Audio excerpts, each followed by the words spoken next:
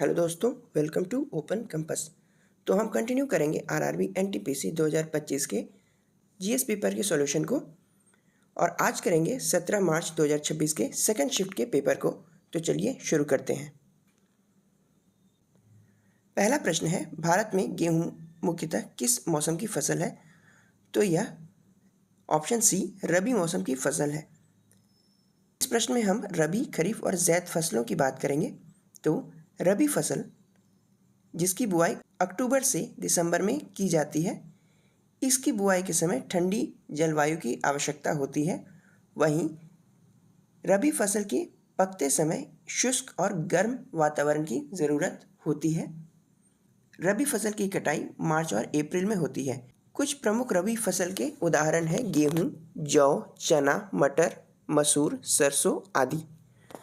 फिर देखते हैं खरीफ फसल के बारे में। तो खरीफ फसल की बुआई जून जुलाई यानी कि मानसून के मौसम में होती है। वहीं इसकी कटाई सितंबर अक्टूबर के बीच की जाती है। प्रमुख खरीफ फसल है धान यानी कि चावल, मक्का, ज्वार, बाजरा, अरहर, मूंग, उड़द, सोयाबीन, मूंगफली, जूट, कपास, गन्ना आदि। फिर देखते हैं जायद फसल के बारे में।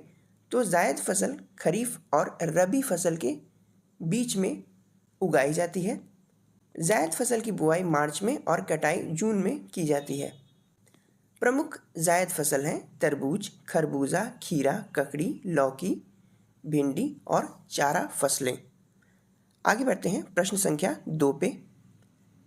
किसी वस्तु को जमीन से ऊपर उठाने पर किस प्रकार की ऊर्जा का भंडारण होता है? तो किसी भी वस्तु को जमीन से ऊपर उठाने पर पोटेंशियल एनर्जी यानी कि स्थितिज ऊर्जा का भंडारण होता है। यहाँ पे संभावित ऊर्जा लिखा है जो कि गलत है, यहाँ पे स्थितिज ऊर्जा होनी चाहिए। स्थितिज ऊर्जा पोटेंशियल एनर्जी का फॉर्मूला होता है m इंटू जी इंटू एच। फिर देखते हैं गतिज ऊर्जा। यदि कोई वस्तु गति कर रही हो तो उसमें गतिज ऊर्जा होती है। गतिज ऊर्जा का फॉर्मूला 1/2 mv² होता है। आगे बढ़ेंगे अगले प्रश्न पर। प्रश्न संख्या 3। कौन सा कोशिका अंगक कोशिका के आकार को बनाए रखने और संरचनात्मक सहायता प्रदान करने के लिए जिम्मेदार है? तो यह है साइटोस्केलेटन। साइटोस्केलेटन कोशिका का ढांचा या कंकाल होता है। इसका काम कोशिका को आकार देना, कोशिका को गति देना, कोशिका के भीतर परिवहन और कोशिका के विभाजन में मदद प्रदान करना होता है। फिर देखते हैं पेरोक्सिसोम को। तो पेरोक्सिसोम कोशिका का अंगक होता है। यह एकल झिल्ली से घिरा होता है यानी सिंगल मेम्ब्रेन से घिरा होता है। पेरोक्सिसोम का काम हाइड्रोजन पेरोक्साइड का निपटारा करना, कोशिका में मौजूद वसा का ऑक्सीकरण करना, हानिकारक पदार्थों को नष्ट करना और ज़रूरी लिपिड्स का निर्माण करना होता है। फिर देखेंगे गोल्जी एपरेटस, गोल्जी उपकरण के बारे में। तो गोल्जी एपरेटस को कोशिका का पोस्ट ऑफिस कह सकते हैं। गोल्जी उपकरण कोशिका में प्रोटीन व लिपिड को पैक करके उन्हें निश्चित जगह पे भेजने का काम करते हैं। गोल्जी उपकरण ही लाइसोसोम का उत्पादन करते हैं। लाइसोसोम को कोशिका के आत्महत्या की थैली यानी कि सुसाइडल बैग ऑफ सेल कहा जाता है। गोल्जी उपकरण कोशिका भित्ति का निर्माण भी करते हैं। फिर देखते हैं न्यूक्लियस। तो न्यूक्लियस का काम आनुवांशिक जानकारी का भंडारण करना होता है। न्यूक्लियस यानी केंद्रक कोशिका की गतिविधि का नियंत्रण करता है, कोशिका विभाजन में मदद भी करता है। केंद्रक से ही राइबोसोम का भी निर्माण होता है। आगे बढ़ेंगे प्रश्न संख्या 4 पर। तो प्रश्न संख्या 4 कहता है, भारत के संविधान के निम्नलिखित में से किस अनुच्छेद में कहा गया है कि केंद्र शासित प्रदेशों का प्रशासन राष्ट्रपति द्वारा किया जाएगा, जो उनकी देखरेख के लिए एक प्रशासक नियुक्त कर सकता है? तो यह कहा गया है आर्टिकल नंबर 239 में। फिर आर्टिकल 241 अनुच्छेद 241 यूनियन टेरिटरी यानी कि केंद्र शासित प्रदेशों के लिए हाईकोर्ट की स्थापना से संबंधित है। वहीं आर्टिकल 242 को निरस्त कर दिया गया है। आर्टिकल 240 राष्ट्रपति को केंद्र शासित प्रदेशों के लिए नियम बनाने की शक्ति देता है और यह केंद्र शासित प्रदेश हैं अंडमान निकोबार द्वीप समूह, लक्षद्वीप द्वीप समूह, दादरा और नगर हवेली और दमन और दीव और पौंडीचेरी। आगे बढ़ेंगे। 5वां प्रश्न कहता है राज्य के नीति निदेशक सिद्धांतों के संबंध में निम्नलिखित में से कौन सा सही ढंग से मेल नहीं खाता है।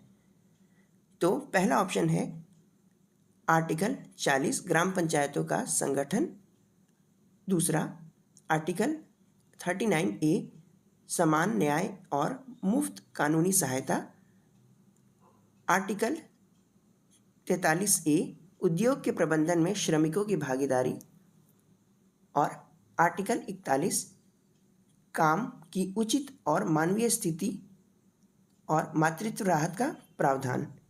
तो यहाँ पर ऑप्शन नंबर डी सही होगा, यानी कि आर्टिकल 41 में काम की उचित और मानवीय स्थितियों और मातृत्व का प्रावधान नहीं है, बल्कि राइट टू वर्क यानी कि काम करने का अधिकार है। बाकी आर्टिकल 40 ग्राम पंचायतों का संगठन बिल्कुल सही है। आर्टिकल 39A समान न्याय और मुफ्त कानूनी सहायता बिल्कुल सही है। आर्टिकल 43A उद्योगों के प्रबंधन में श्रमिकों की भागीदारी बिल्कुल सही है। आर्टिकल 41 के बाद आर्टिकल 51 याद रखेंगे, अंतर्राष्ट्रीय शांति एवं सुरक्षा से संबंधित है। वहीं आर्टिकल 44 यूसीसी यानी कि यूनिफॉर्म सिविल कोड से संबंधित है। आगे बढ़ेंगे प्रश्न संख्या 6 पर। भारतीय संविधान का अनुच्छेद 25 मुख्य रूप से निम्नलिखित में से किस अधिकार की गारंटी देता है। आर्टिकल 25 गारंटी देता है धर्म की स्वतंत्रता यानी धार्मिक स्वतंत्रता की। फिर यहाँ पे ऑप्शन नंबर ए कानून के समक्ष समानता का अधिकार दिया है, जो कि आर्टिकल नंबर 14 में पड़ता है। फिर सांस्कृतिक और शैक्षिक अधिकार, यह आर्टिकल नंबर 29 और 30 में पड़ता है। वहीं संवैधानिक उपचारों का अधिकार आर्टिकल 32 में पड़ता है, जिसे भीमराव अंबेडकर जी ने संविधान की आत्मा कहा है।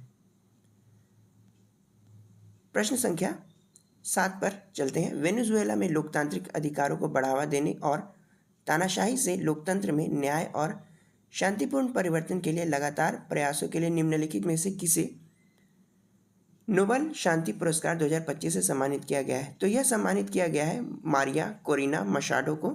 यह वेनेजुएला की सामाजिक कार्यकर्ता है जिन्होंने लोकतांत्रिक अधिकारों को बढ़ावा देने के लिए काफ़ी सारे आंदोलन चलाए हैं। मैंने इसी चैनल पे पुरस्कारों और सम्मान के लिए 2 वीडियो डाल रखे हैं, आप उन्हें ज़रूर देखें। आने वाली परीक्षाओं में उससे प्रश्न ज़रूर बनेंगे। फिर देखते हैं प्रश्न संख्या 8। भारत में निम्नलिखित में से किस औद्योगिक वित्त पोषण संस्थान का गठन 1990 में किया गया।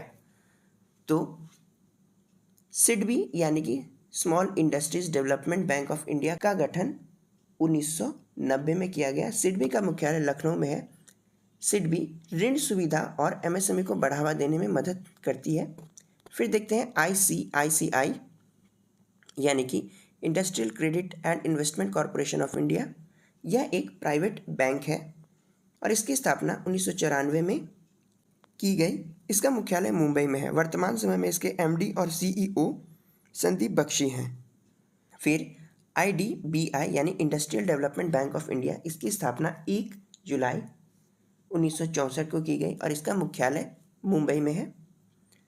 वहीं आईएफसीआई यानी industrial finance corporation of India, इसकी स्थापना 1 जुलाई 1948 को की गई। इसका मुख्यालय दिल्ली में है। यह एक एनबीएफसी संस्था यानी नॉन बैंकिंग फाइनेंशियल कॉरपोरेशन संस्था है। आईएफसीआई ने काफ़ी सारे वित्तीय संस्थानों को स्थापित करने में मदद की, जिनमें नेशनल स्टॉक एक्सचेंज और सिडबी शामिल हैं। फिर देखते हैं प्रश्न संख्या 9। अगस्त 2025 में किन राज्यों में सामान्य से 30 से 70% कम बारिश हुई, जिससे फसल तनाव और पानी की कमी हुई। तो यह हुआ लद्दाख, अरुणाचल, बिहार, यूपी, पंजाब और नॉर्थ ईस्ट में। आगे बढ़ते हैं प्रश्न संख्या 10 पे चलते हैं। सतत विकास की अवधारणा किस रिपोर्ट 1987 के बाद लोकप्रिय हुई? तो यह लोकप्रिय हुई बर्नलैंड रिपोर्ट के बाद। आगे देखते हैं प्रश्न संख्या 11। प्रथम विश्व युद्ध के दौरान गदर पार्टी का क्रांतिकारी प्रयास काफ़ी हद तक असफल क्यों रहा? तो यह असफल रहा क्योंकि भारतीय जनता सशस्त्र क्रांति के विरोध में थी, सशस्त्र क्रांति के प्रति उदासीन थी। हम जानेंगे गदर पार्टी के बारे में। तो गदर पार्टी की स्थापना लाला हरदयाल और सोहन सिंह भाखड़ा ने की थी। गदर पार्टी की स्थापना 15 जुलाई 1913 को सैन फ्रांसिस्को में की गई। आगे बढ़ेंगे प्रश्न संख्या 12 पे। 27 अगस्त 2025 को किस सूचकांक ने बताया कि वैश्विक उपभोक्ता विश्वास लगातार दूसरे महीने अपरिवर्तित रहा, -0 अंक पर स्थिर रहा? तो यह बताया है Ipsos global consumer confidence index ने। आगे बढ़ते हैं प्रश्न संख्या 13। समुद्र तट पर उष्णकटिबंधीय चक्रवातों की प्रमुख विनाशकारी शक्ति क्या है? तो किसी भी चक्रवात की प्रमुख विनाशकारी शक्ति उसका तूफान का बढ़ना होता है, उसके हवा की गति होती है। अधिक टेम्परेचर और कम वायुमंडलीय दाब चक्रवात को बनाने में महत्वपूर्ण भूमिका निभाते हैं। जब चक्रवात उठता है तो लगातार वर्षा होती रहती है। आगे बढ़ते हैं प्रश्न संख्या 14। भारत में बड़े शहरों में तृतीयक गतिविधियों का अनुपात अधिक क्यों है? तो यह है समूहन और सेवाओं की मांग के कारण। चूँकि भारत में बड़े शहरों में काफ़ी अधिक जनसंख्या होती है, इसलिए वहाँ तृतीयक गतिविधियों का अनुपात अधिक है। तृतीयक गतिविधियों में सेवाएं आती है, तो वहाँ पे सेवा क्षेत्र में लगे हुए लोगों की संख्या काफ़ी अधिक है। आगे बढ़ेंगे प्रश्न संख्या 15। तो ऑपरेशन ट्विस्ट के बारे में जानेंगे और देखेंगे कि इसमें कौन सा कथन सही है। ऑपरेशन ट्विस्ट केंद्रीय बैंकों की एक मौद्रिक नीति है जिसका उपयोग किसी देश में ब्याज दरों को कम करने और निवेश को नियंत्रित करने के लिए किया जाता है। यह बिल्कुल सही है।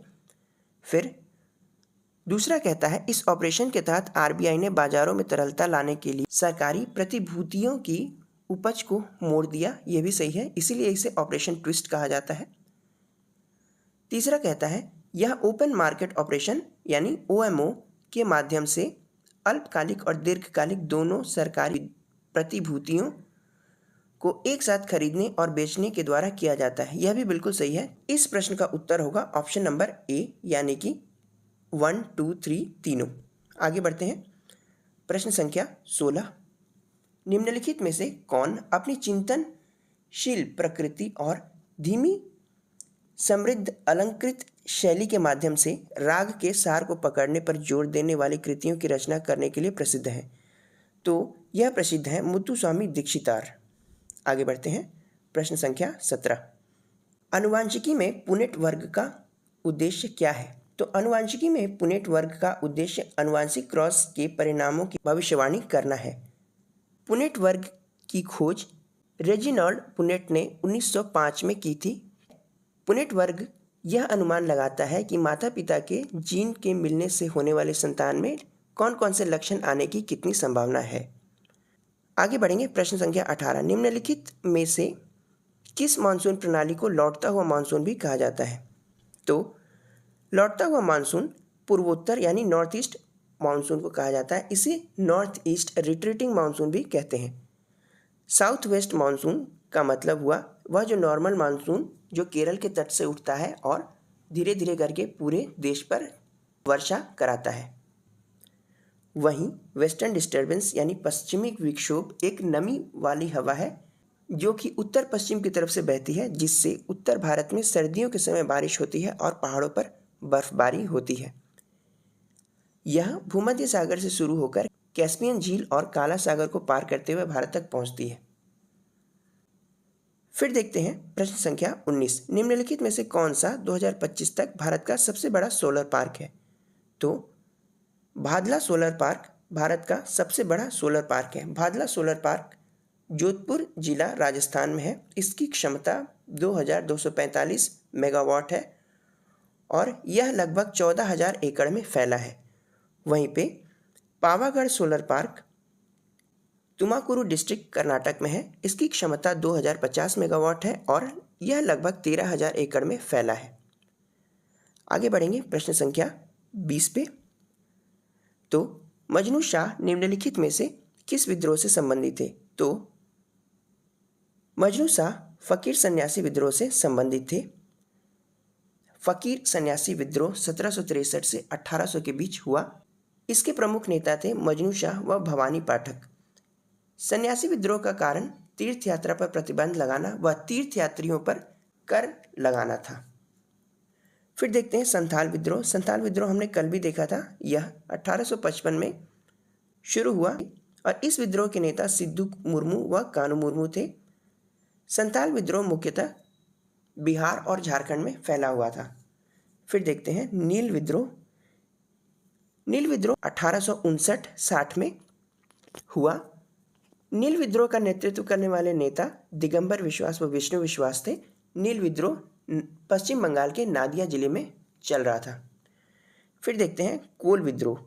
कोल विद्रोह 1831-32 में हुआ। यह विद्रोह मुख्यतः झारखंड में फैला हुआ था। झारखंड के रांची, सिंहभूम, हजारीबाग, पलामू आदि जगहों पे कोल विद्रोह हुआ। कोल विद्रोह का नेतृत्व करने वाले नेता का नाम बुद्धू भगत था। आगे बढ़ते हैं, प्रश्न संख्या 21 पे चलते हैं। प्रश्न संख्या 21 कहता है 2025 में 79वें स्वतंत्रता दिवस की पूर्व संध्या पर भारत सरकार ने ग्राम सभा या अन्य पंचायत बैठकों की ऑडियो वीडियो रिकॉर्डिंग से स्वचालित रूप से बैठकों के संचारित मिनट MOMs उत्पन्न करने के लिए किस AI स्वचालित टूल का अनावरण किया? तो उस स्वचालित AI टूल का नाम सभा सार था। आगे बढ़ते हैं, प्रश्न संख्या 22। हड़प्पा सभ्यता मुख्य रूप से अपना तांबा किस क्षेत्र से प्राप्त करती थी? तो हड़प्पा सभ्यता में तांबा मुख्य रूप से राजस्थान के खेतड़ी जिले से आता था। आगे बढ़ेंगे, 2025 में ICC महिला वनडे विश्व कप फाइनल में प्लेयर ऑफ द मैच का खिताब किसने जीता? तो यह जीता शेफाली वर्मा ने। शेफाली वर्मा भारत की महिला क्रिकेट टीम की ओपनिंग बल्लेबाज हैं और इन्हें ICC महिला क्रिकेट विश्व कप 2025 में फाइनल में प्लेयर ऑफ द मैच का पुरस्कार दिया गया। आगे बढ़ेंगे, 24वां प्रश्न। टैलिस्मान सेबर 2025 सैन्य अभ्यास का नेतृत्व किस देश ने किया जिसमें भारत ने भाग लिया था? तो टैलिस्मान सेबर ऑस्ट्रेलिया के नेतृत्व में हुआ। यहाँ पे कुछ देश दिए हुए हैं जिनके साथ भारत का सैन्य अभ्यास होता है, उन्हें हम देखेंगे। तो भारत और रूस के बीच होने वाले सैन्य अभ्यास को इंद्र कहा जाता है। वहीं भारत और यूनाइटेड किंगडम के बीच होने वाले सैन्य अभ्यास को अजय वॉरियर कहा जाता है। कोंकण और इंद्रधनुष भी भारत यूनाइटेड किंगडम के साथ करता है। अजय वॉरियर आर्मी एक्सरसाइज है, कोंकण नेवी एक्सरसाइज, वहीं इंद्रधनुष एयरफोर्स एक्सरसाइज है। वहीं ऑस्ट्रेलिया के साथ भारत ऑस्ट्रा हिंद, ऑस इंडेक्स और मालाबार युद्धाभ्यास करता है। मालाबार युद्धाभ्यास में भारत ऑस्ट्रेलिया के साथ USA और जापान भी भाग लेते हैं। आगे बढ़ेंगे, प्रश्न संख्या 25। पुस्तकों और उनके संबंधित लेखकों के गलत संयोजन का चयन करें। तो पहला है पृथ्वीराज रासो, चंदबर दाई, यह बिल्कुल सही है। तुगलकनामा अबुल फजल, यह गलत है। तुगलकनामा को आमिर खुसरो ने लिखा है। तुगलकनामा में गियासुद्दीन तुगलक के उपलब्धियों को बताया गया है और आमिर खुसरो ने इस किताब को लिखा है जिन्हें तूतीय हिंद की उपाधि दी गई है। फिर गीता गोविंद जयदेव गोस्वामी, बिल्कुल सही है। और बाबरनामा बाबर ने लिखा है। आगे बढ़ेंगे, प्रश्न संख्या 26 पर। मौलिक अधिकारों को लागू करने के लिए रिट जारी करने की शक्ति डैश में निहित होती है। तो मौलिक अधिकारों को लागू करने के लिए रिट जारी करने की शक्ति सुप्रीम कोर्ट और हाई कोर्ट में होती है। सुप्रीम कोर्ट आर्टिकल 32, वहीं हाई कोर्ट आर्टिकल 226 के द्वारा रिट जारी करते हैं। रिट 5 प्रकार के होते हैं। बंदी प्रत्यक्षीकरण यानी हैबियस कॉर्पस, परमादेश यानी कि मैंडेमस, प्रतिषेध यानी कि प्रोहिबिशन, उत्प्रेषण यानी कि सर्टियोररी और अधिकार प्रेक्षा यानी कि क्वो वारंटो। मैं किसी दिन रिट के बारे में आपको डिटेल में पढ़ा दूंगा। आगे बढ़ते हैं प्रश्न संख्या 27 पे। प्रधानमंत्री मत्स्य संपदा योजना किस वर्ष शुरू की गई? तो प्रधानमंत्री मत्स्य संपदा योजना 2020 में शुरू की गई। फिर देखते हैं प्रश्न संख्या 28। कांचीपुरम में 8वीं सदी के कैलाश नाथ मंदिर में प्रयुक्त प्राथमिक सामग्री क्या थी? तो यह प्राथमिक सामग्री थी बलुआ पत्थर। ताजमहल में उपयोग किए गए पत्थरों को सफ़ेद संगमरमर कहा जाता है। वहीं लाल किला में उपयोग किए गए पत्थरों को लाल बलुआ पत्थर रेड सैंडस्टोन कहते हैं। फिर देखते हैं निम्नलिखित में से किस तकनीक प्रगति ने प्रारंभिक लौह युग में भारी गीली मिट्टी की खेती को सक्षम बनाया? तो लौह युग की बात हो रही है, इसलिए यहाँ पे ऑप्शन नंबर डी लोहे के फाल और कुल्हाड़ियाँ सही जवाब होंगे। आगे बढ़ते हैं प्रश्न संख्या 30।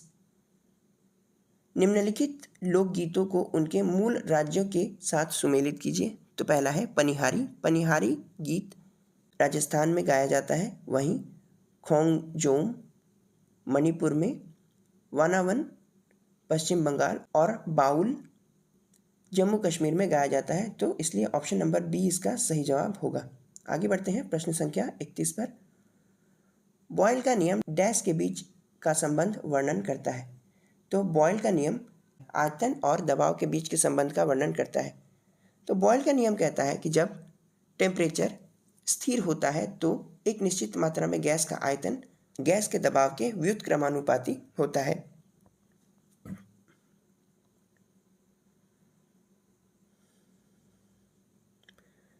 फिर देखते हैं बी वॉल्यूम एंड टेम्परेचर। तो आयतन और तापमान का संबंध चार्ल्स लॉ बताता है।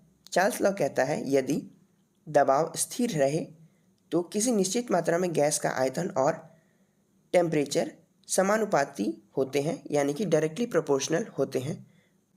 वहीं ऑप्शन नंबर सी दबाव और तापमान।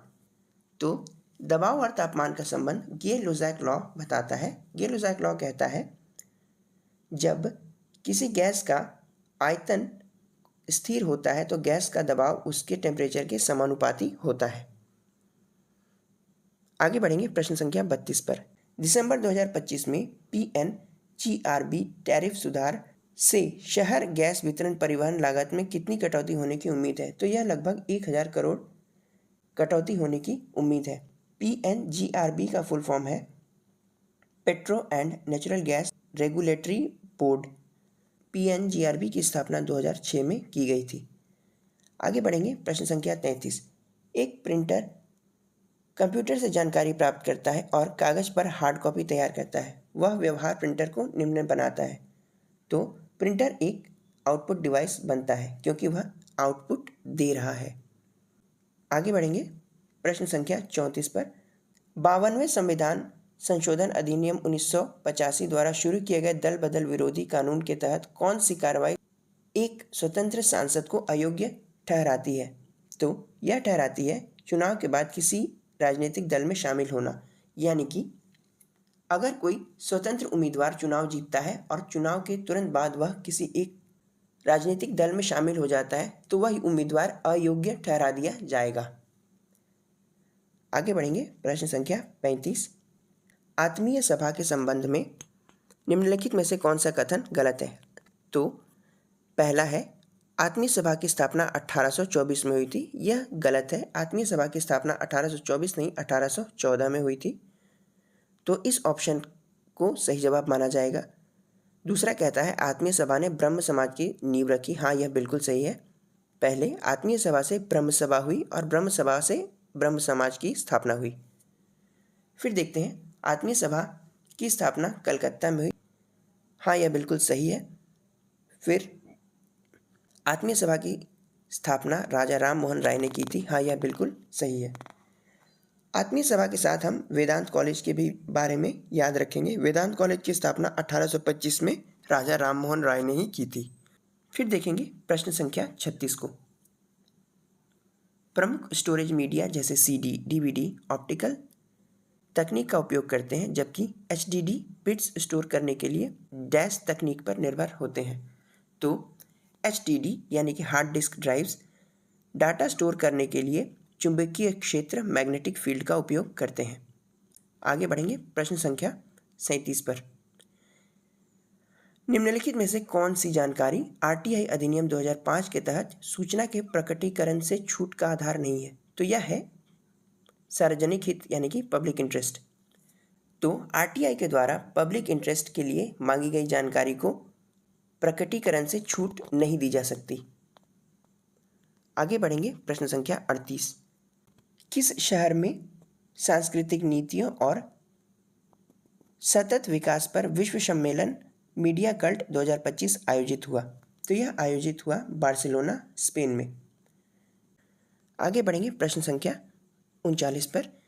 विंडोज़ ओएस में किस फाइल प्रकार को सिस्टम फाइल के रूप में वर्गीकृत किए जाने की सबसे अधिक संभावना है?